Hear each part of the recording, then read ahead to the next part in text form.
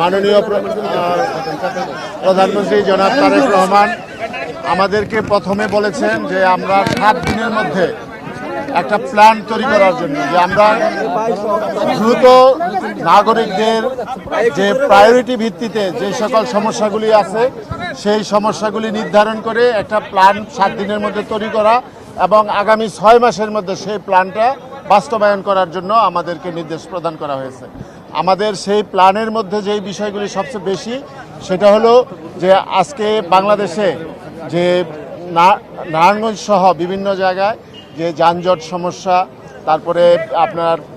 শহর আপনার খুবই অপরিষ্কার, বর্জ্য ব্যবস্থা কিভাবে সমাধান করা যায় সেটার দেখা এবং আইন শৃঙ্খলা থেকে শুরু করে সকল বিষয়গুলি যাতে আমরা পরিকল্পিতভাবে আগামী দিনের আমরা এই নাগরিকদেরকে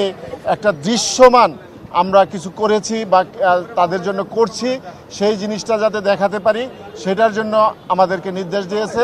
আর একটা বিষয় হলো যে আপনারা জানেন যে ইতিপূর্বে যারা এখানে প্রশাসক হিসাবে ছিলেন তারা হচ্ছে সরকারি বিভিন্ন পদের কর্মকর্তা, কিন্তু আমরা যারা এখানে আছি আমরা হচ্ছে রাজপথে চলা প্রতিটি মানুষের সাথে প্রতিটা রোড গার্ড যে সিটি কর্পোরেশন আছে প্রত্যেকটা রোড গার্ড আমাদের চিনা, কোথায় কি সমস্যা আছে, জনগণের কি সমস্যা, সেই সমস্যাগুলি এই সরকারি কর্মকর্তাদের থেকে আমরা বেশি ভাবে এটা মূল্যায়ন করতে পারবো, নির্ধারণ করতে পারবো, সেই অনুযায়ী কাজ করতে পারবো, যার কারণে আগামী দ্রুত নির্বাচন হবে সেই নির্বাচনের পূর্ব পর্যন্ত আমরা যাতে রুটিন ওয়ার্ক কাজগুলি দ্রুতভাবে জনগণের দরগায় পৌঁছে দিতে পারি সেটার জন্যই কিন্তু আমাদেরকে দায়িত্ব দেওয়া হয়। আপনারা জানেন সিলেট সিটি কর্পোরেশন একটা প্রবাসী অধ্যুষিত নগরী। এই নগরীতে প্রধান সমস্যা হচ্ছে এই জলাবদ্ধতা এবং অল্প বৃষ্টিতে নগর পানিতে তলিয়ে যায়। আমাদেরকে আমাদের মাননীয় প্রধানমন্ত্রী যে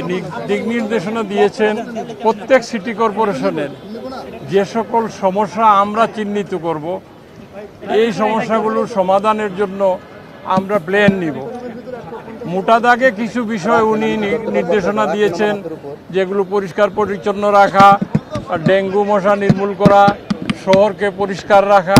এইগুলো হচ্ছে ইন জেনারেল সবার কথা তিনি বলেছেন। পাশাপাশি আমরা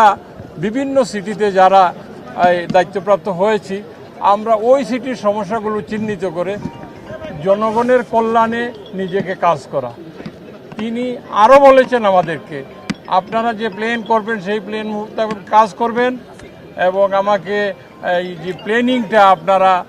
অচিরেই 1 সপ্তাহের মধ্যে উনাকে দিতে বলেছেন এবং তিনি নিজে মাননীয় প্রধানমন্ত্রী প্রত্যেকটা সিটি ভিজিট করবেন, করে আমরা যারা দায়িত্বপ্রাপ্ত হয়েছি আমরা যথাযথভাবে